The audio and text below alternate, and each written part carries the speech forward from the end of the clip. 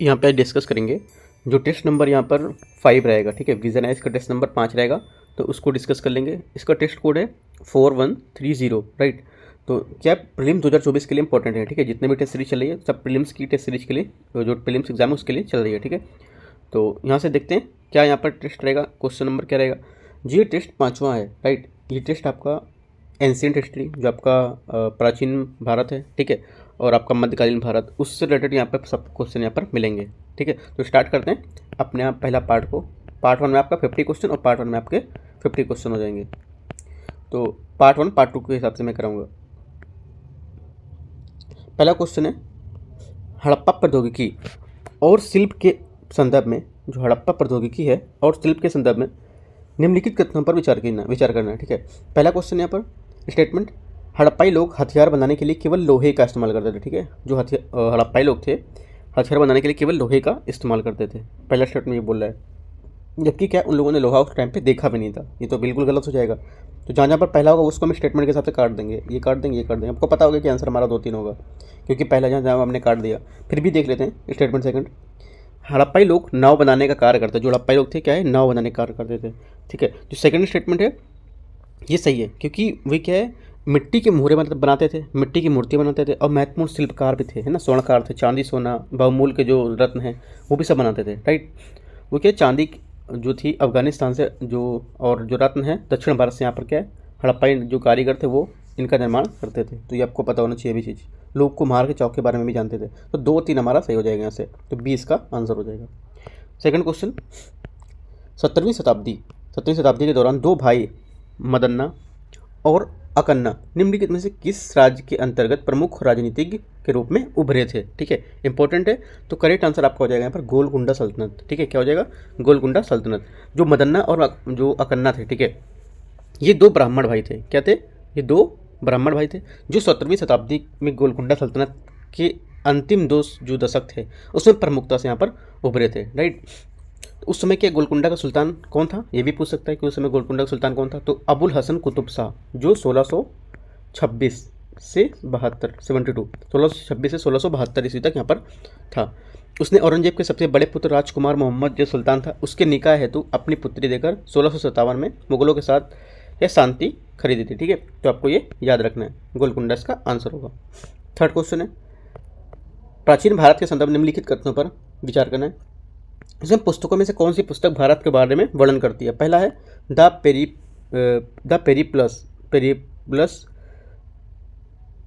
Periplus, ठीक है, of the Erythraean सी। पहला तो ये हुआ। सेकंड क्या है, टॉलमी की जियोग्राफी। तीसरा है प्लिनी की नेचुरलिस, ठीक है, नेचुरलिस हिस्टोरिया। ये तो इनमें से कौन सा जो भारत के बारे में वर्णन करती है, ठीक, राइट। तो ये करती है इसमें देखो पहला जो है यहाँ पर the Periplus of the Erythraean Sea, right. ये क्या है, ये जो पुस्तक है आपकी ये यूनानी भाषा में लिखी गई है, ठीक है। क्या यूनानी भाषा में लिखी गई है। और जो टॉलमी ज्योग्राफी पुस्तक है, ये दोनों प्राचीन भूगोल के बारे में यहाँ पर बताए गए हैं, राइट। वाणिज्य की जो अध्ययन है उसके लिए प्रचुर मात्रा में यहाँ पर सामग्री इससे मिल जाती हैं, ठीक है। तो और जो ये प्लिनी की जो नेचुरल हिस्टोरिया है, ये लास्ट वाली, ये जो हमारी पहली शताब्दी है उसमें उससे संबंधित है, राइट। ये लैटिन भाषा में है, ठीक है। हमें भारत और इटली के बीच होने वाला जो व्यापार उसके बारे में जानकारी भी देती है, ठीक है। तो दोनों जो बुक हैं जो अलग अलग भाषा में लिखी गई, यूनानी भाषा में लिखी गई, कोई लैटिन भाषा में लिखी गई। तो आपको ये याद रखना है। आपको क्वेश्चन ऐसे ही पूछ सकता है, जरूरी कि क्वेश्चन ऐसे ही पूछेगा कि जो तीनों बुक हैं, ये तीनों किताबें हैं, ये तीनों एक ही भाषाओं में लिखी गई हैं। ऐसे करके स्टेटमेंट भी दे सकता है, तीनों जो पुस्तक हैं एक ही भाषाओं में, लैटिन में लिखी गई हैं या यूनानी भाषा में लिखी गई, ऐसे करके एक दे देगा। तो क्या है, सब अलग अलग भाषाओं में लिखी गई हैं, आपको ये याद रखना है। हमारा आंसर हो जाएगा डी, सभी इसके आंसर होंगे। क्वेश्चन नंबर 4, हिंदुस्तानी शास्त्रीय संगीत के जो ध्रुपद शैली है, ठीक है, हिंदुस्तानी जो शास्त्रीय ध्रुपद शैली के संदर्भ में निम्नलिखित कथनों पर विचार करना है। ध्रुपद की लोकप्रियता के लिए ग्वालियर के महाराजा मान सिंह तोमर मुख्य रूप से क्या उत्तरदायी थे। पहला स्टेटमेंट आपसे यहाँ पर ये बोल रहा है, ठीक है। पहला स्टेटमेंट है आपका करेक्ट है, क्योंकि इन शताब्दी के दौरान हम क्या है इस शैली के सर्वाधिक जो सम्मानित तथा सुप्रसिद्ध गायक थे उनके संरक्षण में परिचित होते थे, ठीक है। इनके संरक्षक ग्वालियर के महाराजा मान सिंह तोमर थे, राइट। सेकंड है तानसेन जो अकबर के राज दरबार में थे वो एक महत्वपूर्ण ध्रुपद गायक थे। ये भी स्टेटमेंट सही है। जो ध्रुपद की व्यापक प्रसिद्धि थी इसके लिए क्या मुख्य रूप से उत्तरदायी थे वो। इसके अलावा बैजू जो थे, ठीक है, बच्चू और जो अन्य संरक्षक थे वो सब क्या है, वृंदावन के एक साधु स्वामी जो थे हरिदास, न केवल एक ध्रुपदी थे बल्कि क्या भारत के उत्तरी क्षेत्रों में भक्ति संप्रदाय के सर्वाधिक महत्वपूर्ण विभूतियों में से एक भी थे। ठीक है, ये भी आपको याद रखना है। तो दोनों स्टेटमेंट करेक्ट हैं, सी यहाँ से इसका आंसर हो जाएगा। 5वां नंबर क्वेश्चन देखते हैं। 5वां नंबर क्वेश्चन यहाँ से है,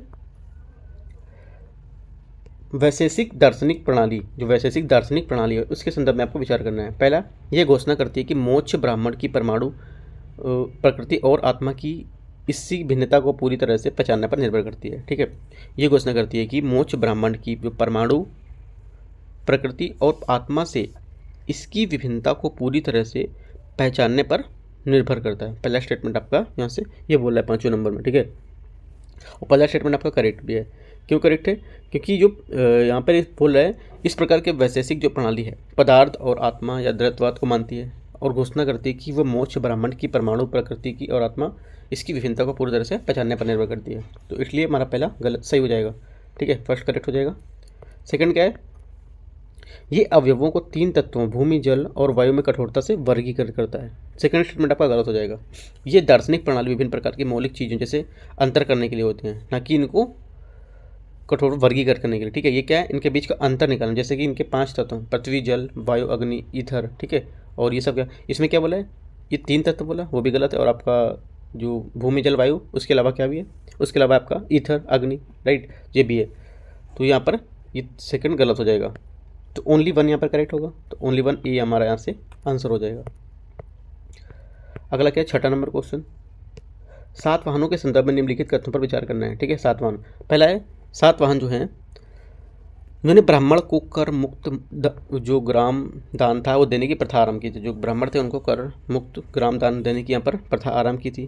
पहला स्टेटमेंट आपका क्या है, ये है। ठीक है, और पहला आपका करेक्ट भी है, सही भी है स्टेटमेंट ये, क्योंकि जो ब्राह्मण थे उनको बहुत भिक्षुओं को कर मुक्त दान देने की प्रथा आरंभ की थी उन्होंने। ठीक है, सेकेंड है, 7 वाहनों की राजकीय भाषा प्राकृत थी। जो 7 वाहनों की राजकीय भाषा है ये क्या थी, प्राकृत भाषा थी। एकदम करेक्ट है, ये आप जाएंगे जो RS शर्मा की बुक है वहाँ से पूरा एकदम क्लियर लिखा हुआ है। ठीक है, वहाँ पे आप देख सकते हैं। तो सेकंड स्टेटमेंट करेक्ट है। थर्ड क्या है, उन्होंने ज़्यादातर सोने के सिक्के जारी किए। उन्होंने सोने के सिक्के ज़्यादातर नहीं जारी किए थे। क्या होगा, उन्होंने जो जारी किए थे ज़्यादातर शीशे के सिक्के। ठीक है, तो तीसरा हमारा गलत हो जाएगा। तीसरा गलत होगा तो हमारा 1 और 2 करेक्ट हो जाएगा, बी। अगला देखते हैं 7वां नंबर क्वेश्चन। 7वां क्वेश्चन है, उत्तर वैदिक काल के संदर्भ में निम्नलिखित कथनों में से कौन सा सही नहीं। उत्तर वैदिक काल के बारे में कौन सा सही यहाँ पर नहीं है, ये बोल रहा है। ठीक है, इसमें देखो जो सही नहीं होगा वो हमारा आंसर है, राजा के पास एक स्थायी सेना थी। ठीक है, क्या था, राजा के पास एक स्थायी सेना थी। तो हमारा क्या है, कौन सा कथन सही नहीं है, तो हमारा ए स्टेटमेंट जो है हमारा वो सही नहीं होगा। ठीक है,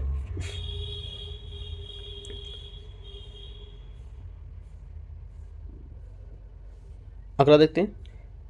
देखो ये स्टेटमेंट सिर्फ अब फैक्ट पे ही दिया हुआ है क्वेश्चन, क्योंकि वैदिक काल में क्या था, राजा के पास एक स्थायी सेना थी।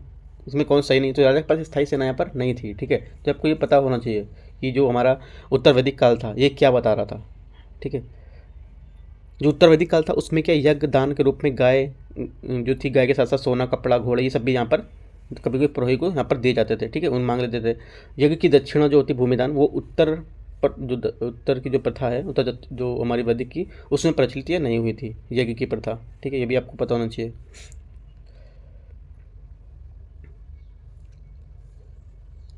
तो हमारा ए यहाँ से आंसर हो जाएगा 7वें का। अगला देखते हैं 8वां नंबर क्वेश्चन। 8वां क्वेश्चन यहाँ से है, मौर्य काल में कृषि व्यवस्था की स्थिति के संदर्भ में निम्नलिखित तथ्यों पर विचार करना है। तो मौर्य काल की कृषि व्यवस्था है उसके बारे में आपको विचार करना है। पहला है, मौर्य राज कृषकों की भलाई के लिए सिंचाई और विनियमित जल आपूर्ति की व्यवस्था करता था। ठीक है, पहला स्टेटमेंट आपका यहाँ से ये हो गया। पहला स्टेटमेंट सही भी, क्योंकि मौर्य जो राज थे कृषक की भलाई के लिए सिंचाई और विनियमित जल की आपूर्ति की व्यवस्था करते थे। और मेगस्थनी इससे बताता है कि मिस्र की भांति ही मौर्य साम्राज्य भी अधिकारी जमीन को मापता था। पहला करेक्ट हो जाएगा। दूसरा, मौर्य राज्य में दासों को कृषि कार्य में संलग्न किया जाता था। जो मौर्य राज्य थे ना उसमें दासों को कृषि कार्य में क्या है, संलग्न किया जाता था। ये भी स्टेटमेंट क्या है, करेक्ट है, क्योंकि पहली बार मौर्य काल में ही दासों को कृषि कार्य में बड़े पैमाने पर लगाया गया उनको। राइट, राज्य के पास क्या बड़े बड़े जो कृषि क्षेत्र थे जिसमें अनगिनत दास और मजदूर यहाँ पर क्या काम करते रहते थे। तो सेकंड भी करेक्ट है। तीसरा है, जल की भूमि को कृषि के अंतर्गत लाने के लिए नए किसानों को कर में छूट दी गई और मवेशियों के बीजों को धान में आपूर्ति की गई। तो तीनों स्टेटमेंट यहाँ से करेक्ट है, तो डी हमारा इसका आंसर हो जाएगा। ठीक है, 8वें का डी। 9वां नंबर क्वेश्चन है, गुप्त काल के संदर्भ में निम्नलिखित कथनों पर विचार करना है। गुप्त काल के विचार करना है कि कौन सा चंद्रगुप्त द्वितीय के राज दरबारी विद्वान कवि था। चंद्रगुप्त के जो विद्वान दरबारी कवि था इनमें से कौन था। ठीक है, आपसे पूछा है, तो यहाँ से हमारा कौन होगा, पहला जो है रवि कीर्ति। ठीक है, पहला क्या है, रवि कीर्ति। पहला स्टेटमेंट यहाँ से आपका गलत हो जाएगा, पहला यहाँ से गलत, रवि कीर्ति नहीं थे, अमर सिंह और कालिदास। ठीक है, कौन थे, अमर सिंह और जो कालिदास थे, ये चंद्रगुप्त द्वितीय के दरबार में एक संस्कृत, ठीक है, संस्कृत के व्याकरण के कवि थे। ठीक है, संस्कृत व्याकरण और कवि के नाटककार थे। तो हमारे 2 और 3 यहाँ से करेक्ट हो जाएंगे।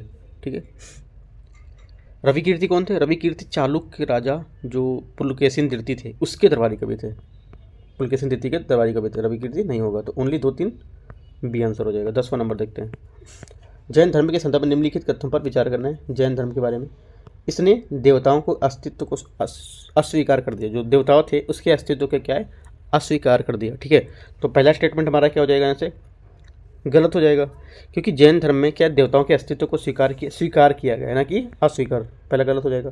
सेकेंड, बौद्ध धर्म के विपरीत इसने वर्ण व्यवस्था की निंदा की। ठीक है, बौद्ध धर्म के विपरीत इसने क्या है, वर्ण व्यवस्था की निंदा की, बौद्ध धर्म के विपरीत। ठीक है, तो सेकंड स्टेटमेंट भी आपका क्या हो जाएगा, गलत हो जाएगा, क्योंकि इसने बौद्ध धर्म था उसमें वर्ण व्यवस्था की जो निंदा की गई है वह इस धर्म में नहीं की गई है, ये गलत हो जाएगा। तीसरा क्या है, इसका मुख्य उद्देश्य संसारिक बंधनों से मुक्ति प्राप्त करना, ये स्टेटमेंट इसका करेक्ट है। इसका जो मुख्य उद्देश्य था संसारिक बंधनों से मुक्ति प्राप्त करना, ऐसी मुक्ति है जो मोक्ष प्राप्त करके जो किसी कर्मकांडी अनुष्ठान की आवश्यकता नहीं है। तो हमारा तीसरा करेक्ट हो जाएगा, ओनली 3, तो सी इसका आंसर हो जाएगा। ठीक है, 11 नंबर क्वेश्चन देखते हैं। 11 नंबर है, ऋग्वैदिक काल के संदर्भ में निम्नलिखित कथनों पर विचार करना है। जो ऋग्वैदिक काल है उसके बारे में हमको विचार करना है। देखते हैं स्टेटमेंट, पहला स्टेटमेंट है, इसमें कौन सा सही है ये बताना है। ठीक है, ऋग्वैदिक काल में महिला दासियों का प्रचलन था, जो ऋग्वैदिक काल थे उसमें महिला दासियों का क्या है, प्रचलन था। ठीक है, ये स्टेटमेंट आपका करेक्ट है, क्योंकि उदाहरण के लिए हम क्या, वेदों में पुरोहित को दिए जाने वाले दान थे उसमें गाय और महिला दासी की चर्चा सुनने में आती है। ठीक है, और कभी कभी क्या भूमि दान दिए जाने का कोई यहाँ पर प्रमाण नहीं होता है, कभी कभी। ठीक है, तो पहला हमारा करेक्ट है। दूसरा क्या है, ऋग्वैदिक काल में भूमि एक सुस्थापित संपत्ति थी, जो ऋग्वैदिक काल में भूमि थी एक सुस्थापित संपत्ति थी। तो क्या है, ऋग्वैदिक जो काल था उसमें लोगों को कदाचित भूमि के रूप में कुछ भागों को अधिकृत किया जाता था या अधिकृत होता था उसमें। ठीक है, किंतु इस काल में भूमि सुस्थापित निजी संपत्ति के रूप में विकास नहीं हुआ था, ये गलत हो जाएगा।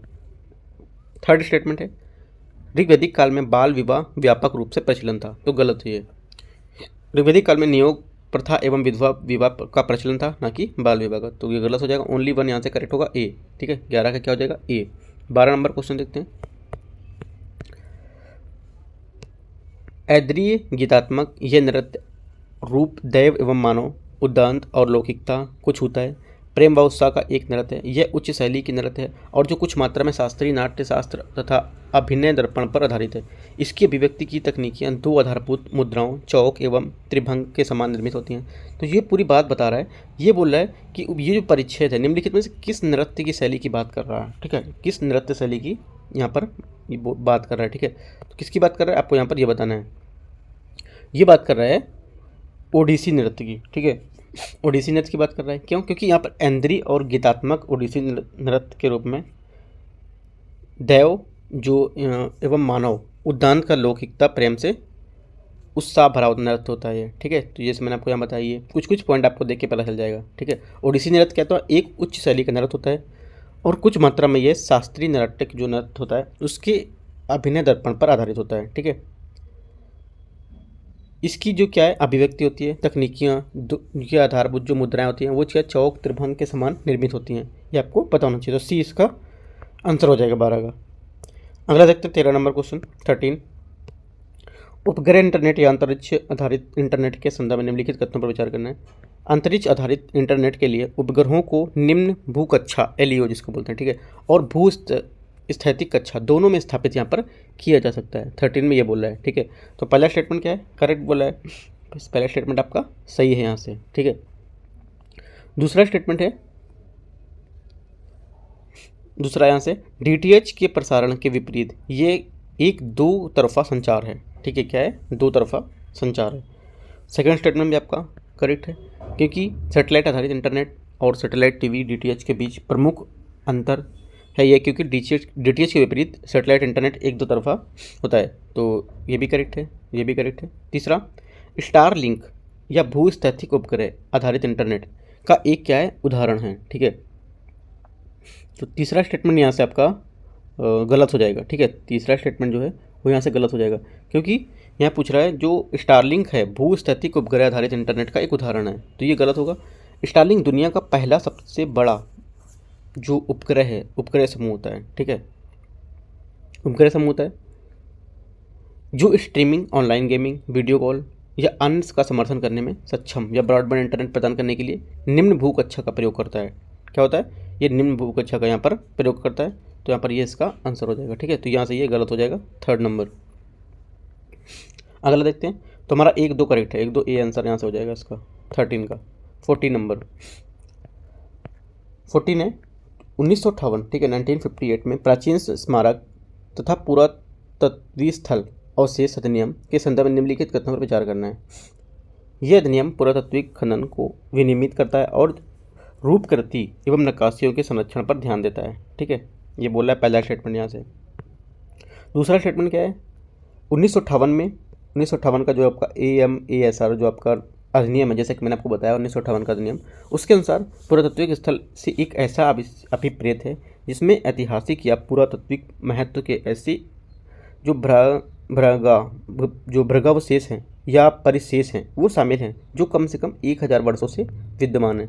सेकंड स्टेटमेंट आपका ये बोल रहा है। ठीक है, तो यहाँ पे बोल रहा है कि कौन सा स्टेटमेंट है इसका सही होगा, इनमें से तीनों में स्टेटमेंट में कौन सा स्टेटमेंट आपका सही होगा। ठीक है, तो देखो ओनली जो पहला स्टेटमेंट है सिर्फ यही करेक्ट है, जो यहाँ पर बात कर रहा है अधिनियम पुरातत्विक खनन को विनियमित करता है और रूप जो करती हैं उसके नक्काशियों पर संरक्षण पर ध्यान देता है। ठीक है, ओनली पहला स्टेटमेंट यहाँ से करेक्ट है।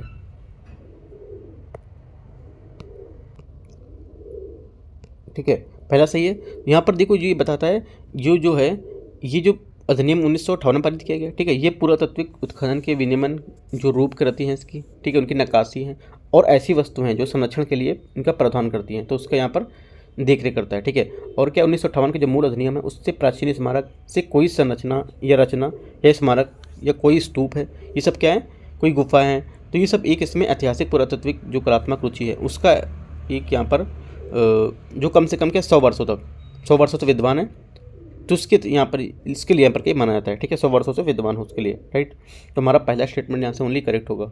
सेकंड स्टेटमेंट क्या है? सेकंड स्टेटमेंट आपका गलत हो जाएगा। 1000 वर्षों बोला, 1000 नहीं, मैंने 100 वर्षों बोला। सेकंड यहाँ से गलत हो जाएगा। ठीक है, सेकंड गलत हो जाएगा और थर्ड भी यहाँ से गलत है, तो ओनली 1 यहाँ से स्टेटमेंट करेक्ट होगा पहला। 14 का ए आएगा आंसर आपका, 14 का ए 1। 15 नंबर देखते हैं, हड़प्पा सभ्यता के संदर्भ में निम्नलिखित कथनों पर विचार करना है। ठीक है, पहला है हड़प्पावासी दुर्गा, अम्बा, काली जैसी जो देवी हैं उसकी पूजा करते थे। दूसरा है हड़प्पावासी लिंग पूजा करते थे। तो इसमें से कौन सा स्टेटमेंट पूछा है? सही है इसमें 15 में। ठीक है, देखो 15 का जो पहला स्टेटमेंट है ये तो गलत है। जो पहला स्टेटमेंट वो क्या है? ये कुछ वैदिक सूक्तों पृथ्वी माता की स्तुति है। ठीक है, किंतु उनको कोई प्रमुखता नहीं दी गई थी कि कौन से धर्म है, कौन से धर्म के भगवान है। ठीक है, तो हमारा पहला गलत हो जाएगा यहाँ से। दूसरा क्या हड़प्पावासी लिंग की पूजा कर, ये स्टेटमेंट आपका करेक्ट है। क्यों करेक्ट है? क्योंकि जो सेकंड स्टेटमेंट है ये संभवतः क्या पूजा के लिए बने जो ऋग्वेद थे उसमें लिंग पूजक अनार जो 6 जाति उसकी चर्चा में रहती थी यहाँ। ठीक है, लिंग पूजा हड़प्पा काल से ही शुरू हुई थी और आगे चलकर हिंदू समाज में पूजा और विशिष्ट की यहाँ पर माने जाने लगी। तो सेकंड का स्टेटमेंट करेक्ट हो जाएगा, बी इसका आंसर हो जाएगा, 15 का बी। 60 नंबर, निम्नलिखित दार्शनिक पद्धतियों में से कौन सी केवल भौतिकवादी में विश्वास करती है? इनमें से कौन सी दार्शनिक पद्धति जो केवल भौतिकतावादी में विश्वास करती है, ये विश्वास रखती है? ठीक है, तो करेक्ट आंसर हमारा 16 का क्या हो जाएगा? 16 का हमारा आंसर हो जाएगा बी, लोकायत। ठीक है, 16 का बी क्या हो जाएगा? लोकायत हमारा इसका करेक्ट आंसर हो जाएगा। 16 का बी लोकायत होगा। और देखो जो चारवाक दर्शन थे जिसे क्या है लोकायत भी कहते थे, चारवाक दर्शन को लोकायत भी कहते थे। जिनका फिलोसफी होगा तो उनको पता होगा चारवाक दर्शन क्या आता है। ठीक है, केवल भौतिकवाद में विश्वास करना, राइट, यही आपका चारवाक है। भौतिक तत्वों जैसे बने भौतिक शरीर यानी मानव को भी यहाँ पर क्या है, क्रियाओं का मूल मानता था। मृत्यु ही मानव का अंत है और सुख भोगना ही जीवन का एकमात्र वस्तु है। ये सब चार भाग बोलते थे। ठीक है, तो हमारा बी इसका आंसर हो जाएगा। 17 नंबर क्वेश्चन, प्राचीन भारत के संदर्भ में निम्नलिखित कथनों पर विचार करना है। शब्द भुक्ति विषय पर वीथी संबंधित, जो शब्द भुक्ति विषय है और वीथी, ये संबंधित किससे हैं, किससे संबंधित है ये सब वर्ड? ये संबंधित है आपके प्रशासनिक विभाजन से। जो प्रशासनिक विभाजन था उससे यहाँ पर संबंधित थे। ठीक है, देखो गुप्तों में प्रांतीय जो और स्थानीय शासन थे उनकी पद्धतियाँ चलाई गई थी। राज्य कई भुक्तियों अर्थात प्रांतों में विभाजित था और हर भुक्ति का एक ऊपरी प्रभाव रहता था। ठीक है, भुक्तियों जिलों विषयों में विभाजित होती थी। ठीक है, विषय या जिले में विभाजित होती थी, जिन्हें क्या विषयपति या प्रभार के रूप में रखा जाता था। ठीक है, पूर्वी भारत में विषयों को विधियों के रूप में विभाजित किया गया है। ठीक है, तो ये आपको याद रखना, 20 का आंसर हो गया। 17 का बी। 18 नंबर 18, मुगल शासन के दौरान मनसबदारी व्यवस्था के संदर्भ में निम्नलिखित कथनों पर विचार करना है। पहला स्टेटमेंट यहाँ से है, बाबर, ठीक है, बाबर ने पानीपत की पहली लड़ाई में अपनी जीत के बाद इसकी स्थापना की। बाबर ने अपनी पानीपत की पहली लड़ाई के बाद इसकी स्थापना यहाँ पर की।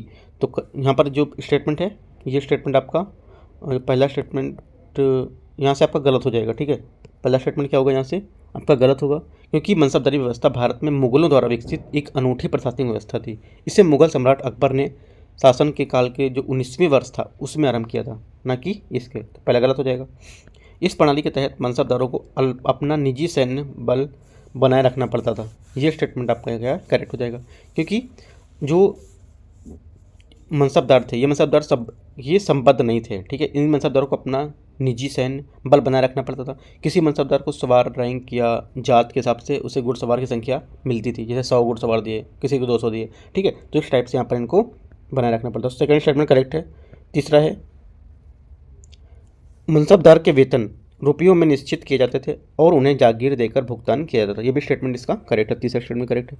या क्यों? क्योंकि जो यद्यपि मनसबदार का वेतन रुपयों में निर्धारित किया जाता था। ठीक है, मनसबदार भी रुपये स्थान पर जागीर पसंद करते थे, क्योंकि रुपयों की अदायगी में प्रायः देर हो जाती थी। ठीक है, और जिसमें कभी कभी बहुत परेशानी भी होती थी। जागीरें क्या वंशानुगत नहीं थी, वो किसी भी समय शासकों को स्थानांतरित कर दी जाती थी। तो ये दोनों स्टेटमेंट करेक्ट हैं। 2 3, पहला यहाँ से गलत हो जाएगा। तो 20 स्टेटमेंट इसका 18 का करेक्ट हो जाएगा। 2 और 3।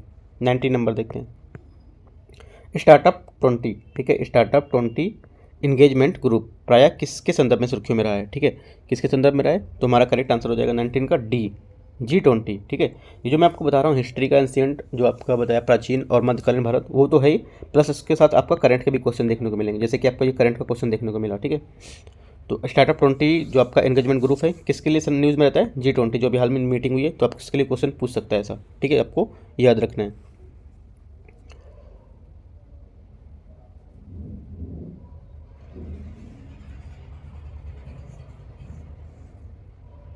अगला देखते हैं,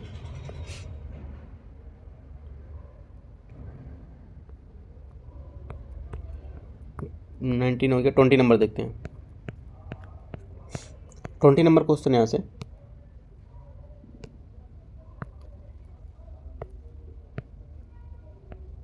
विशेष रूप, ठीक है, विशेष रूप से कमजोर जनजाति, जिसको PVTGS बोलते हैं, के संदर्भ में निम्नलिखित कथनों पर विचार करना है। सासा समिति की सिफारिश पर सरकार ने PVT के जो ग्रुप हैं उसको कमजोर समूह की पहचान की है। किस समिति के अनुसार?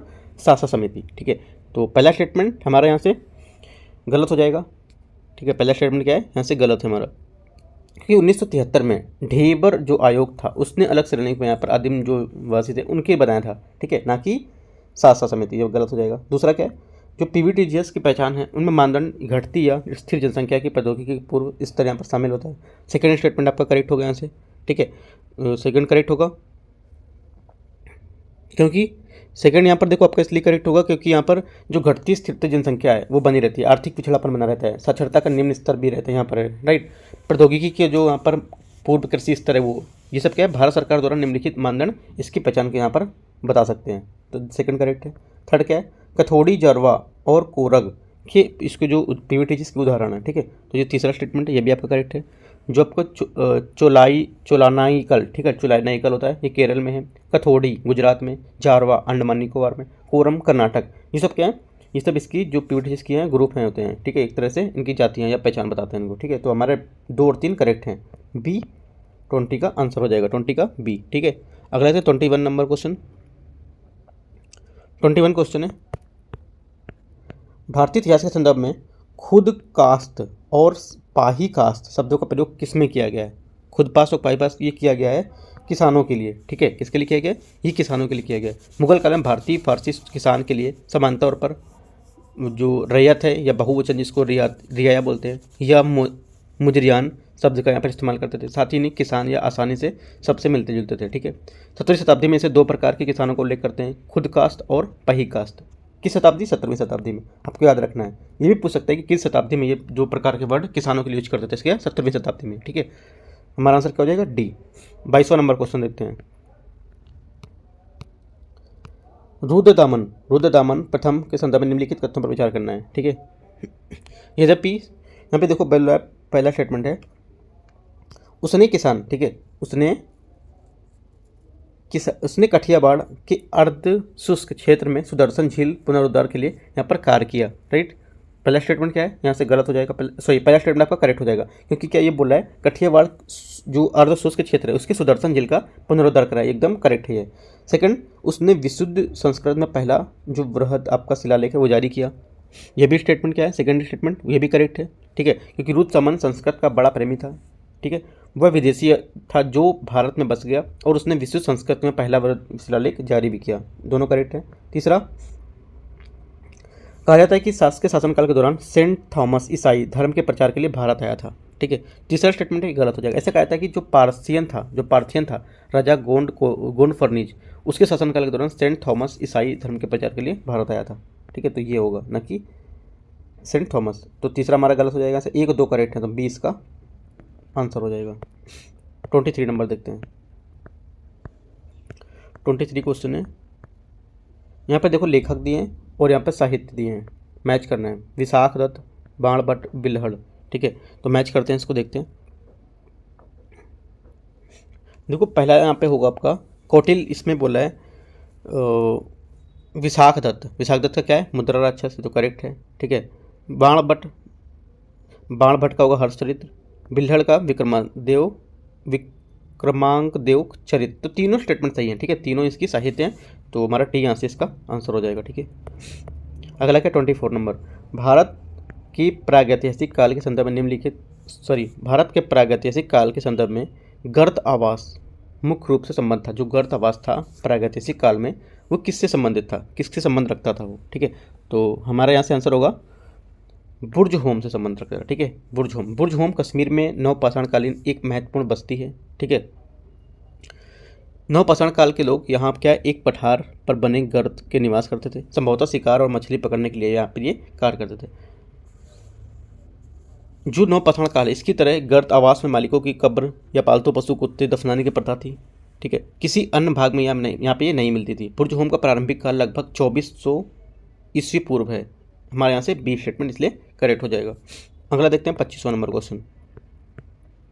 हाल ही में भारत ने G20 जो देश थे भगोड़े आर्थिक अपराधी शीर्ष प्रत्यावर्तन के लिए बहुपक्षीय कार्रवाई अपनाने पर इसका आह्वान किया। इस संदर्भ में निम्नलिखित कथनों पर विचार करना है। पहला, भगोड़ा आर्थिक अपराधी FAO शब्द को भारत में किसी भी कानून में परिभाषित नहीं किया गया। पहला स्टेटमेंट आपसे ये बोला है, ठीक है। पहला स्टेटमेंट इसका करेक्ट भी है, ठीक है। पहला स्टेटमेंट करेक्ट है, यहाँ पे कहीं बताया नहीं गया है, सही बोल रहा है। पहला स्टेटमेंट एक मिनट देख लेता हूँ। पहला स्टेटमेंट यहाँ से गलत हो जाएगा आपका, थोड़ा सा मिस्टेक हो गया मेरे से। पहला स्टेटमेंट आपका गलत होगा क्योंकि भगोड़ा आर्थिक अपराधी जो यहाँ पर है कानून के तहत परिभाषित किया गया है, या कि बोला नहीं किया गया, ये थोड़ा सा मिस्टेक हो गया। परिभाषित किया गया है यहाँ पर, ठीक है। कहाँ परिभाषित किया गया है? ये जो है देखो, क्योंकि ये अधिनियम भगोड़े आर्थिक अपराधी जो FAO एक ऐसे व्यक्ति को परिभाषित करता है जिससे क्या है अधिनियम सूचीबद्ध अपराध से संबंध गिरफ्तारी वारंट जारी किया गया, ठीक है। अपराध का कम से कम कितना 100 करोड़, ठीक है, 100 करोड़ रुपए का मूल्य से संबंधित हो, ठीक है। तो आपको क्या है ये यहाँ पर कानून के तहत परिभाषित किया जाएगा। पहला आपका गलत हो जाएगा क्योंकि बोला परिभाषित नहीं किया गया है, तो ये गलत हो गया। सेकंड क्या है, भारत सरकार देश छोड़ने वाले आर्थिक अपराधियों की संपत्ति को जब्त कर सकती है, एकदम करेक्ट है, सही बात है। तो हमारा क्या है ये दो, देखो अगर आपसे ये बोलता कि इसमें से कौन सा स्टेटमेंट सही है। तो हमारा पहला स्टेटमेंट यहाँ से, इस दूसरा स्टेटमेंट यहाँ से करेक्ट है, ठीक है। अगर ये बोलता नहीं किया गया तो भी आपका यहाँ से स्टेटमेंट ये करेक्ट होता, क्योंकि हमारा ये जो तहत है ये परिभाषित किया गया है। ये चीज़ आपको याद रखना है, ठीक है। नहीं, आपको नहीं याद रखना है, क्योंकि थोड़ा सा डाउट क्रिएट कर देगा नहीं वाला। आपको रखना है, याद रखना है कि जो भगोड़ा आर्थिक अपराधी है वो किसी कानून के तहत परिभाषित हमारा किया गया है, राइट। ये बात आपको मन में याद रखना है। आप नहीं बोल देगा तो गलत है ऑलरेडी, ठीक है। तो हमारा ओनली 2 यहाँ से करेक्ट आंसर हो जाएगा।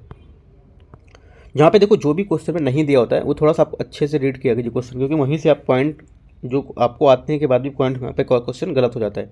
जैसे कि मेरे से थोड़ा सा मिस्टेक अभी हुआ यहाँ पे, ठीक है। 26 नंबर देखते हैं।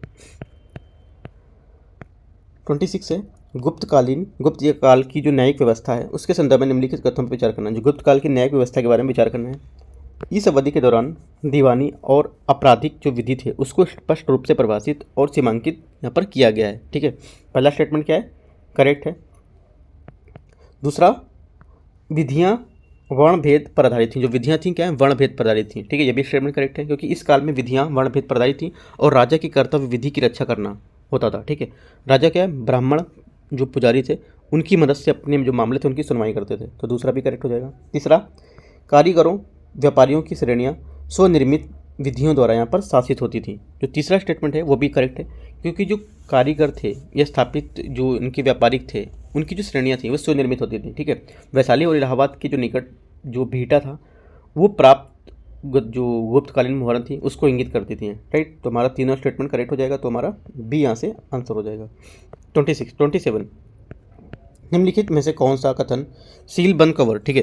जो सीलबंद कवर है न्याय शास्त्र पद को सही ढंग से परिभाषित करता है, तो बताना है आपको ये में से कौन सा पद सही ढंग से इसको बताता है। तो ये बताता है, ये बोलता है जो आपका सीलबंद कवर जो है न्याय शास्त्र का सही ढंग से परिभाषित करता है। कौन सा स्टेटमेंट, ये सी स्टेटमेंट परिभाषित करता है।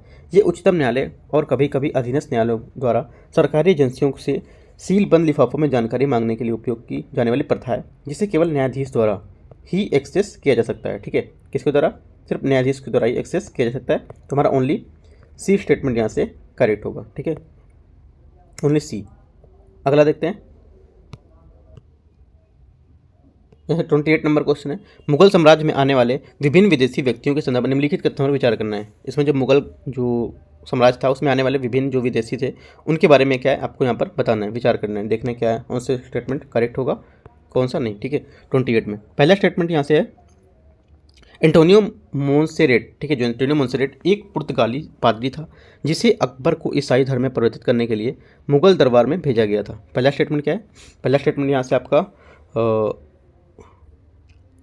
पहला स्टेटमेंट यहाँ से करेक्ट हो जाएगा, क्योंकि एंटोनियो जो मोंटेरस था, मोंसेरेट ये 1536 से 1600 ईस्वी तक एक पुर्तगाली पादरी था, ठीक है। ये सम्राट अकबर के शासनकाल के दौरान दरबार में पहले से जोसुएट मिशन पर 2 पादरी यहाँ पर थे। कौन कौन से, फादर रोडोल्फो और एक विदा और फादर फ्रांसिस्को। तो हमारा पहला स्टेटमेंट यहाँ से करेक्ट हो जाएगा, ठीक है। दूसरा क्या है, फ्रांसवा बर्नियर एक फ्रांसीसी था जिसने राजकुमार दारा सिको के चिकित्सक के रूप में सेवा की। सेकंड स्टेटमेंट भी आपका करेक्ट है, क्योंकि जो जहांगीर है, ठीक है, जहांगीर मुगल बादशाह था जिसने अपनी मृत्यु तक शासन किया।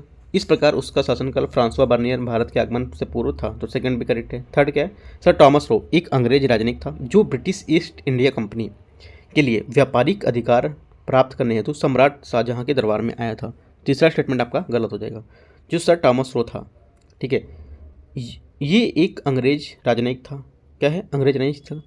वह मुगल बादशाह जहांगीर के दरबार में आया था। किसके, जहांगीर के दरबार में आया था, ना कि शाहजहां के दरबार में आया था। तो थर्ड गलत हो जाएगा, तो ओनली 1-2 करेक्ट है। तो 28 का हमारा हो जाएगा इसमें पूछा है कौन सा सही नहीं है, ठीक है, कौन सा सही पूछा है, तो ये आपका गलत हो जाएगा, क्योंकि गलत ये है। पहला करेक्ट है, दूसरा करेक्ट है, तो आपका आंसर हो जाएगा देख लो तो आंसर कौन सा है, 28 का डी हो जाएगा आंसर, ठीक है, क्योंकि आपका पहला दूसरा करेक्ट है, तीसरा गलत है, तो डी में पहला दूसरा सिर्फ है। अगला देखते हैं 29, वीर शैव, ठीक है। वीर शैव परंपरा के संदर्भ में निम्नलिखित कथनों पर विचार करना है। जो वीर शैव परंपरा है उसके बारे में, इसके संस्थापक वसवन्ना, ठीक है, वासवन्ना सूफी संत शेख निजामुद्दीन औलिया के समकालीन थे, ठीक है। पहला स्टेटमेंट आपसे ये बोला है और पहला स्टेटमेंट आपका गलत भी है, ठीक है। क्यों गलत है, क्योंकि जो वासवन्ना है, ठीक है, वासवन्ना ये शेख निजामुद्दीन औलिया चिश्ती संप्रदाय के एक सूफी संत थे। ठीक है, जो शेख निजामुद्दीन औलिया है क्या है, जो चिश्ती संप्रदाय थे उसके सूफी संत थे।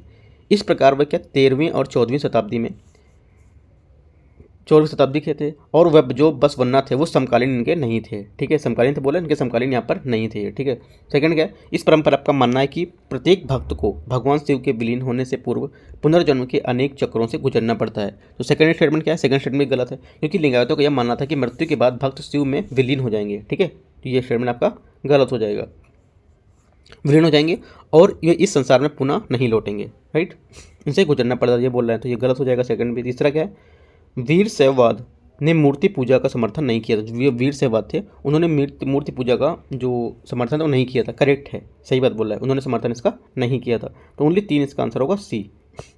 अगला देखते हैं 29-30 नंबर। मध्यकालीन भारत के संदर्भ में निम्नलिखित में से कराचिल अभियान किस शासक के शासनकाल में शुरू हुआ? जो कराचिल अभियान था किस शासक के दौरान यहाँ पर शुरू हुआ था? तो ये शुरू हुआ था हमारा मोहम्मद बिन तुगलक। ये इसका आंसर हो जाएगा 30 का 31।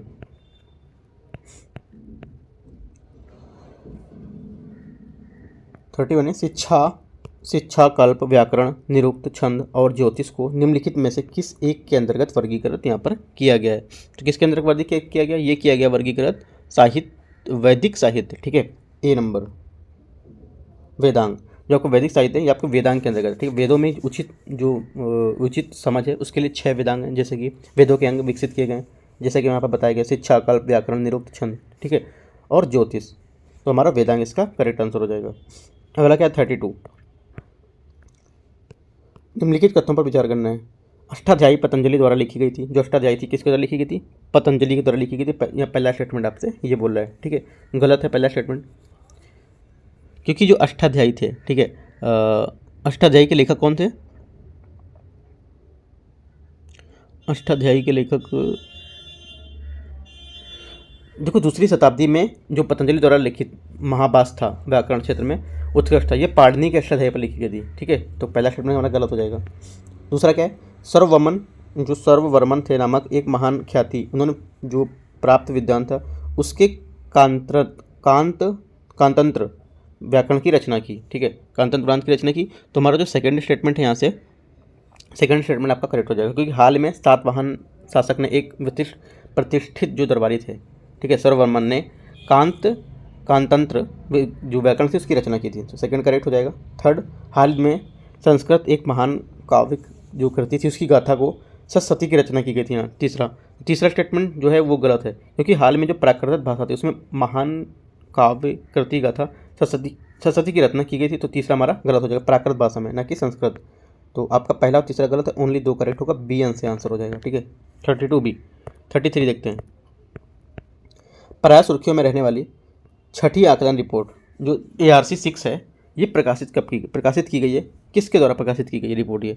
ठीक है, इंपॉर्टेंट है ये ARC रिपोर्ट। ये UPSC कई बार पूछता है, ARC रिपोर्ट से कुछ क्वेश्चन नहीं पूछता है। तो करेक्ट आंसर हमारा क्या होगा? 33 का ए यहाँ से करेक्ट आंसर हो जाएगा। जलवायु परिवर्तन और अंतर सरकारी पैनल IPCC, ए इसका आंसर हो जाएगा। ठीक है, जो क्या है मार्च 2023 में क्या अपनी जो रिपोर्ट थी उसने बताया था, यहाँ प्रकाशित की थी। 34 है, निम्नलिखित कथनों में से या निम्नलिखित में से कौन सी मंदिर स्थापत्य कला की नागर शैली की विशेषता है? नेक्स्ट में नागर शैली की विशेषता में से कौन सी है ये पूछ रहे हैं। पहला स्टेटमेंट है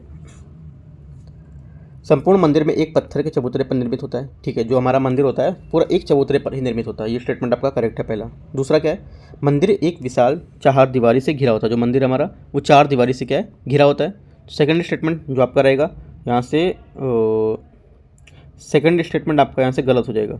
ठीक है, सेकंड स्टेटमेंट यहाँ से आपका गलत हो जाएगा। देखो, इस शैली में समान विशेषता थी कि मंदिर संपूर्ण विशाल चबूतरे में होगा। ठीक है, और उस तक पहुँचने के लिए सीढ़ियाँ निर्मित होंगी।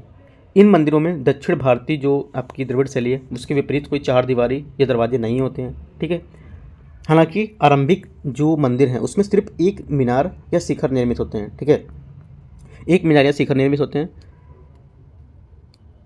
और जबकि बाद में मंदिरों में कई शिखर और निर्मित यहाँ पर किए जाने लगे हैं। मंदिर का गर्भगृह है हमेशा सबसे ऊंचा शिखर में ठीक नीचे बनाया जाता है। ठीक है, आपको याद रखना है।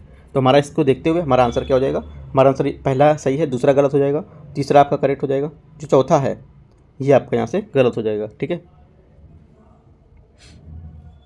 तो हमारा आंसर क्या हो जाएगा 34 का यहाँ से 1 और 3, ये यहाँ से इसका आंसर हो जाएगा 34।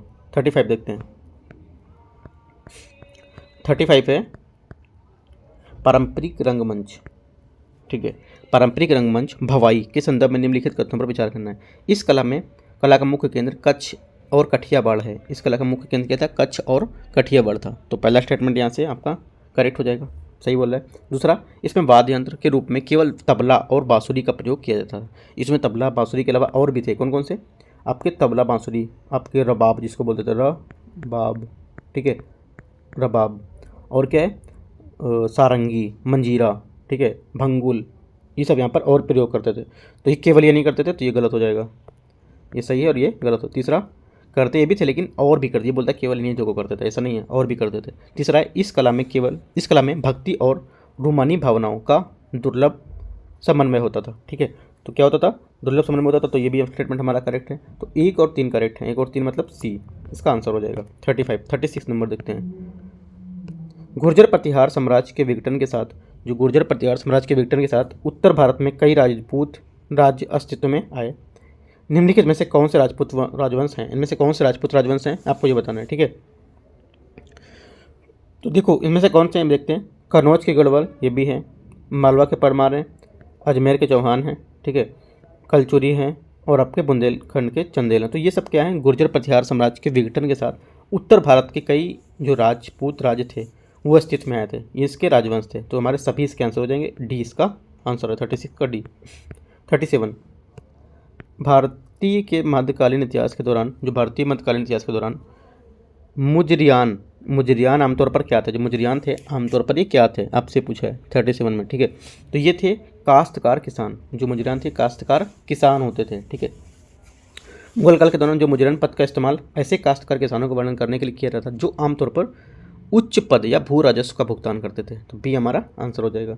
38, निम्नलिखित में से किस शासक को राष्ट्रकूट वंश का संस्थापक माना जाता था? राष्ट्रकूट वंश का संस्थापक किसे माना जाता था? ये मानते थे दंत दुर्गी को। ठीक है, दंती दुर्ग। ठीक है, ए इसका आंसर हो जाएगा 38 का ए। अगला देखते हैं 39 है भारत के प्राचीन, ठीक है, भारत के प्राचीन इतिहास के संदर्भ में समाहर्ता संदर्भित करता है किसको? समाहर्ता जो शब्द है ये संदर्भित करता है कर निर्धारण अधिकारी को। ठीक है, जो कर निर्धारण अधिकारी था उसको समाहर्ता बोलते थे। ठीक है, तो मौर्य शासन के दौरान कर संग्रहण की वसूली का अधिक महत्व था और निर्धारण को यहाँ पर इसको निर्धारण करने को दे दिया गया था। ठीक है, और समाहर्ता कर निर्धारण हेतु सर्वोच्च प्रभारी अधिकारी होता था। ठीक है, और सन्निधाता जो होता था वो राजकारी कोषागार होता था। ठीक है, तो अब दोनों चीज़ आपको याद रखना है, बी इसका आंसर हो जाएगा। 40 नंबर, अकबर ने 1580 में साम्राज्य को 12 प्रांतों में क्या विभाजित किया जिन्हें सूबा कहा जाता था? इस संदर्भ में अकबर द्वारा प्राचीन स्तर पर निम्नलिखित में से किन अधिकारियों को नियुक्ति यहाँ पर की गई थी? ठीक है, तो आपको बताना है।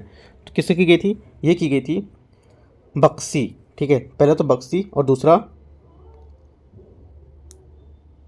वाकिया नवीस। ठीक है, बक्सी और वाकिया नवीस, 2 और 4 इनकी सिर्फ इनकी ही यहाँ पर क्या नियुक्ति, क्योंकि प्रत्येक प्रांत में एक सूबेदार, एक दीवान, एक बक्सी, एक सद्र, एक काजी और एक वाकिया नवीस की नियुक्ति यहाँ पर की जाती थी। ठीक है, तो इस तरह से हमारा क्या हो जाएगा?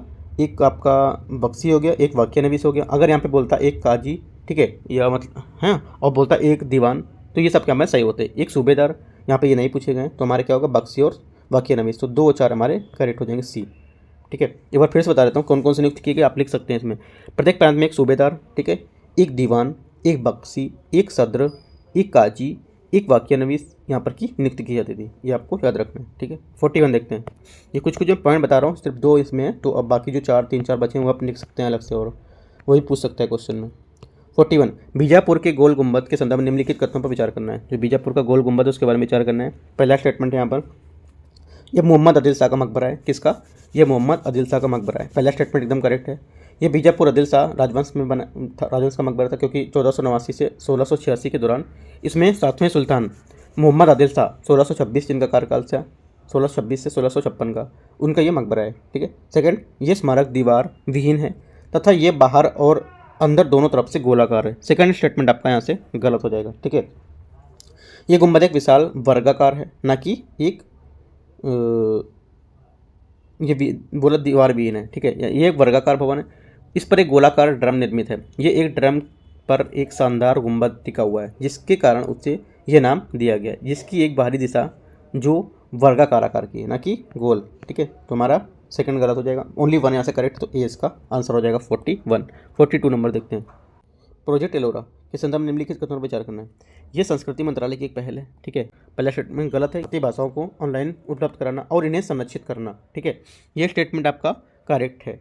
ठीक है, ये स्टेटमेंट आपका करेक्ट है। तो इसमें पूछा कौन सा सही नहीं है, ये तो सही है, पहला आपका सही नहीं है, ओनली ए हमारा आंसर हो जाएगा 42 का ए। ठीक है, देखो जो पहला ये है ये आपका संस्कृति मंत्रालय नहीं होगा, ये आपका माइक्रोसॉफ्ट रिसर्च इंडिया है। ठीक है, उसके द्वारा जो जो तकनीकी है वो स्टार्ट की जा रही है, तो पहला यहाँ से गलत हो जाएगा आपका। ठीक है, माइक्रोसॉफ्ट जो रिसर्च इंडिया है उसके द्वारा भाषाओं को संरक्षित करने के लिए यहाँ पर ये तैयार किया जा रहा है। ठीक है, ना कि संस्कृति मंत्रालय की पहल है, ये कोई पहल नहीं है। ठीक है, तो पहला यहाँ से गलत हो जाएगा आपका, राइट, पहला गलत है, दूसरा आपका सही है, तो हमारा ए यहाँ से इसका करेक्ट आंसर हो जाएगा 42।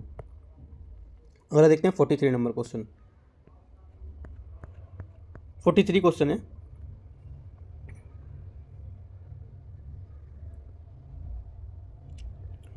प्राचीन भारत के जो महाजनपद थे। ठीक है, प्राचीन भारत के जो महाजनपद थे उनके संदर्भ में निम्नलिखित कथनों में से कौन सा कारक मगध जो साम्राज्य था उसके उत्थान के लिए मुख्य रूप से उत्तरदायी थे। ठीक है, मुख्य रूप से उत्तरदायी थे, कौन थे, देखते हैं इसको।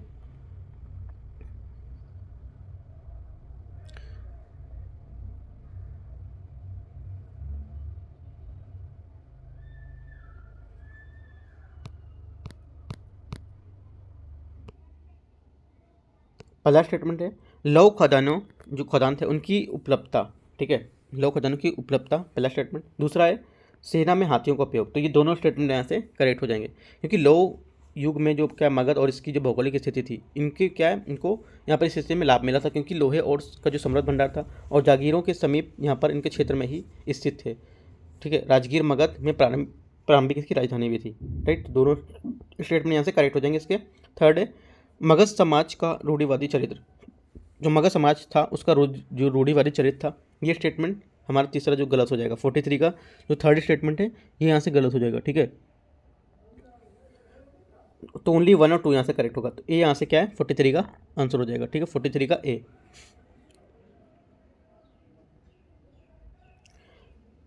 अगला देखते हैं 44। भारत के सांस्कृतिक इतिहास के संदर्भ में, भारत के सांस्कृतिक इतिहास के संदर्भ में अरबस्क, ठीक है, अरबस्क क्या था, सांस्कृतिक इतिहास के संदर्भ में अरबस्क क्या था, तो ये करेक्ट आंसर हमारा हो जाएगा 44 का ए।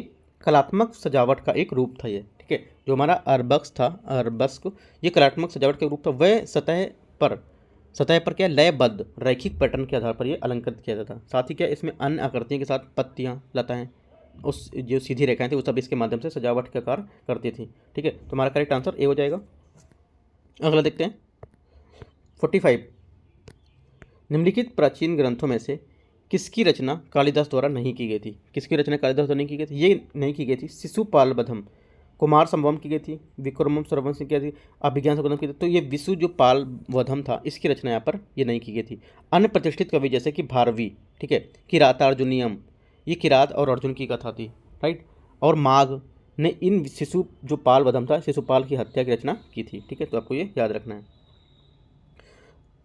अगला देखते हैं 46। ऋग्वैदिक काल में संदर्भ में निम्नलिखित कथनों पर विचार करना है। राजा का पद समानता अनुवांशिक था। दूसरा स्टेटमेंट है विदथ और गण की जैसे संगठन जो थे राजनीतिक दृष्टि में सर्वाधिक महत्वपूर्ण थे। ठीक है, तो सेकंड स्टेटमेंट आपका गलत हो जाएगा, जो सेकंड स्टेटमेंट है ये गलत होगा। क्यों गलत होगा, ये सेकंड यहाँ पर इसलिए गलत है क्योंकि राजनीतिक जो ऋग्वेद काल में स्त्रियाँ थीं उनकी जो समिति थी और विदत था ये भाग लेती थी। ठीक है, सभा और समिति में इस काल में प्रचलित दो प्रमुख राजनीतिक संगठन थे। ये दोनों क्या है इतने महत्वपूर्ण थे कि राजा इनका समर्थन प्राप्त करने के लिए प्रयासरत रहते थे, इसलिए हमारा 2 गलत हो जाएगा। अगला क्या है थर्ड, ऋग्वैदिक काल जो ऋग्वैदिक था इसमें किसी तरह के न्यायिक अधिकारी का उल्लेख नहीं किया गया है। ये भी स्टेटमेंट आपका करेक्ट है क्योंकि ऋग्वेद में किसी तरह के न्यायिक अधिकारी का उल्लेख यहाँ पर नहीं है, लेकिन में कोई आदर्श समाज यहाँ पर नहीं था। इस काल में चोरी और जो अन्य अपराध क्या है वो होते रहते थे। ठीक है, और जिससे कि लोगों को गाय चोरी के साक्ष्य यहाँ पर मिले हैं, राइट, तो ये आपको याद रखना है। तो 1 और 3 सिर्फ करेक्ट हैं, बी। 46 47 number question.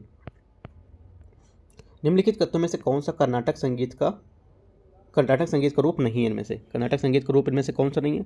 तो ये ख्याल जो है ये कर्नाटक संगीत का रूप यहाँ पर नहीं है, राइट।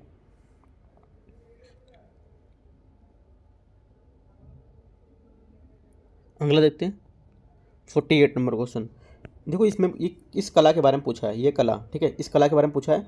ये इस परिच्छेद में किसका सर्वोत्तम वर्णन कर रही है? जो चित्रकला है, कला किसका सर्वोत्तम वर्णन यहाँ पर कर रही है? जिसको रीड करेंगे आप तो रीड करने पे आप पाएंगे कि जो ये वर्णन कर रही है ये वर्ली चित्रकला का वर्णन कर रही है, ठीक है। वर्ली, ये कला वर्ली की जो सामाजिक जीवन है शैली उसकी क्रियाकलाप बता रही है। शिकार करना, मछली पकड़ना, खेती की जो गतिविधि वो और ग्रामीण जीवन है, ये सब क्या है? वर्ली चित्रकला में आपका आता है। तो हमारा डी यहाँ से आंसर हो जाएगा इसका। 49 नंबर क्वेश्चन। निम्नलिखित युग्मों पर विचार करना है। चेरियल, जो आपका चेरियल स्क्रॉल पेंटिंग है, ठीक है, केरल। बिहार मधुबनी पेंटिंग, ठीक है। और पटचित्र उड़ीसी। और पिछवाई चित्रकला आपका हो जाएगा राजस्थान। इनमें से कौन सा करेक्ट है? देखो आपका जो तीसरा है, दूसरा है मधुबनी चित्रकला बिहार, ये भी करेक्ट है। पट चित्रकला उड़ीसी करेक्ट है। पिछवाई जो आपका चित्रकला राजस्थान से, ये भी करेक्ट है। जो पहला स्टेटमेंट चेरियल जो स्क्रॉल पेंटिंग है ये आपको सम्मिलित नहीं है। जो चेरियल स्क्रॉल पेंटिंग भगवान गणेश की पेंटिंग होती थी जिन्हें विद्वनहर्ता द्वारा कहा जाता था, ठीक है। और इनके पश्चात विद्या की देवी सरस्वती की पेंटिंग होती थी, ठीक है। तो हमारा क्या हो जाएगा? ये केरल राज्य से नहीं संबंधित था, ये संबंधित था वारंगल जिला, ठीक है, वारंगल जिले से संबंधित था। तो हमारा यहाँ से आंसर हो जाएगा, ये गलत हो जाएगा केरल। तो 2, 3, 4 सी आंसर हो जाएगा, ठीक है। 50 नंबर देखते हैं। हाल ही में सलाल हैमाना क्षेत्र लिथियम के विशाल भंडार होने की सूचना मिली थी। यह भारत किस निम्नलिखित में से किस क्षेत्र में स्थित है? ठीक है, किस क्षेत्र में स्थित है? करेक्ट आंसर हो जाएगा 50 का हमारा। ये स्थित है जम्मू एंड कश्मीर, ठीक है, डी हमारा आंसर। क्योंकि हाल ही में अभी करंट अफेयर क्वेश्चन है ये, हाल ही में भारतीय जो भूवैज्ञानिक सर्वेक्षण है इसने पहली बार क्या केंद्र शासित प्रदेश जम्मू कश्मीर में सलाल हैमाना क्षेत्र को 5.9 मिलियन टन के लिथियम का अनुमान यहाँ पर भंडार यहाँ पर खोजे गए थे, ठीक है। तो डी हमारा आंसर हो जाएगा 50 का। यहाँ से 51 नंबर क्वेश्चन है। विजयनगर साम्राज्य के संदर्भ में निम्नलिखित कथनों पर विचार करना है, ठीक है। पहला स्टेटमेंट है इस साम्राज्य की स्थापना हरिहर बुक्का ने की थी, ठीक है, पहला स्टेटमेंट है, पहला स्टेटमेंट आपका करेक्ट है। दूसरा है इस साम्राज्य की सीमा आधुनिक कर्नाटक और आंध्र प्रदेश तक ही सीमित थी। देखो यहाँ तक जो बोला इस तक ही नहीं सीमित थी, और भी थे, कर्नाटक था, आंध्र प्रदेश था, ठीक है। आपका कुछ तमिलनाडु का भी कुछ पार्ट आता था, राइट, और केरल, गोवा, तो ये सब यहाँ पर थे, इसमें यहाँ की कुछ तक ही नहीं सीमित थी। तो सेकंड गलत हो जाएगा। थर्ड क्या है? इस साम्राज्य के शासकों में मदुरई के सुल्तान के साथ मैत्रीपूर्ण संबंध थे। तीसरा स्टेटमेंट है, तीसरा स्टेटमेंट यहाँ पे से गलत हो जाएगा क्योंकि यहाँ से जो इनके साथ बोला है कि इनके जो सुल्तान थे इनके साथ मैत्रीपूर्ण संबंध थे, यहाँ पर ऐसा यहाँ पर नहीं था, प्रतिद्वंदी थे एक दूसरे का, ठीक है। तो ये हमारा गलत हो जाएगा। तो ओनली 1 यहाँ से करेक्ट हो जाएगा, केवल 1, ए यहाँ से आंसर हो जाएगा, ठीक है। 52 नंबर क्वेश्चन देखते हैं। 52 क्वेश्चन यहाँ से ऑर्गन ऑन ए चिप तकनीकी संदर्भ में निम्नलिखित कथनों पर विचार करना है, ठीक है। पहला स्टेटमेंट यहाँ पर है ऑर्गन ऑन चिप के बारे में, क्योंकि न्यूज़ में था, इंपॉर्टेंट क्वेश्चन में जाता है, करंट का न्यूज़ है। ये एक इंटीग्रेटेड सर्किट है जो किसी अंग की गतिविधि और शारीरिक अनुक्रिया का अनुकरण करता है। दूसरा है ये पूरी तरह से कृत्रिम है और इसमें कोई भी मानव कोशिका नहीं है, ठीक है, दूसरा स्टेटमेंट ये है। तीसरा स्टेटमेंट क्या है? इसका उपयोग दवाओं के परीक्षण हेतु जानवरों के प्रतिस्थापन करने के लिए यहाँ पर किया था। तो जो 52 का जो है आपका दूसरा स्टेटमेंट यहाँ से गलत है, पहला और तीसरा करेक्ट है। दूसरा गलत है क्योंकि ये पूरी तरह से कृत्रिम और इसमें से मानव की कोशिका यहाँ पर नहीं है। तो सेकंड स्टेटमेंट यहाँ से आपका गलत हो जाता है, राइट, क्योंकि ये एक छोटी सी पारदर्शी चिप है जो सिलिकॉन, कांच या पॉलीमर जैसे जो जैव संगत हैं उस पदार्थों से बनी होती है, ठीक है। इसमें जीवित कोशिकाओं के साथ जो पंक्तिबद्ध छोटे चैनल होते हैं वो होते हैं, ठीक है। तो हमारा ये सेकंड गलत हो जाएगा। तो 1 और 3 करेक्ट है, तो ए यहाँ से आंसर हो जाएगा। 53 नंबर क्वेश्चन, कृष्णाट्टम, ठीक है, कृष्णाट्टम और मेडिएटू लोकनाट्य निम्नलिखित में से किस राज्य से संबंधित है? ये संबंधित है आपके केरल राज्य से, ठीक है, किससे संबंधित है? केरल राज्य से। लोकनाट्यम केरल का लोकनाट्य है। ये 7वीं शताब्दी के मध्य कालीकट के महाराज जो थे मनवेदा उस शासनकाल के अधीन अस्तित्व में आया था, ठीक है। तो हमारा क्या हो जाएगा? ए यहाँ से इसका करेक्ट आंसर हो जाएगा 53 का ए, राइट। तो यहाँ से देखो इस टाइप से मैंने पूरे आपके 53 क्वेश्चन यहाँ से कवर कर लिए। टेस्ट नंबर 5 के 53 तक क्वेश्चन कवर हो गए। उसके बाद जो 54 से होंगे वो आपके हो जाएंगे पार्ट सेकंड में, ठीक है, पार्ट सेकंड में वो कवर करा दूंगा। टेस्ट 5 का पार्ट सेकंड, राइट। तो कोई डाउट होता है आप नीचे कमेंट में पूछ सकते हैं, और टेलीग्राम चैनल में लिंक लगा दूँगा, वहाँ से भी आप यहाँ पे ज्वाइन कर सकते हैं टेलीग्राम चैनल। कुछ आपको पूछना है या कुछ डाउट है तो वहाँ से क्लियर कर सकते हैं, ठीक है। All the best, thank you.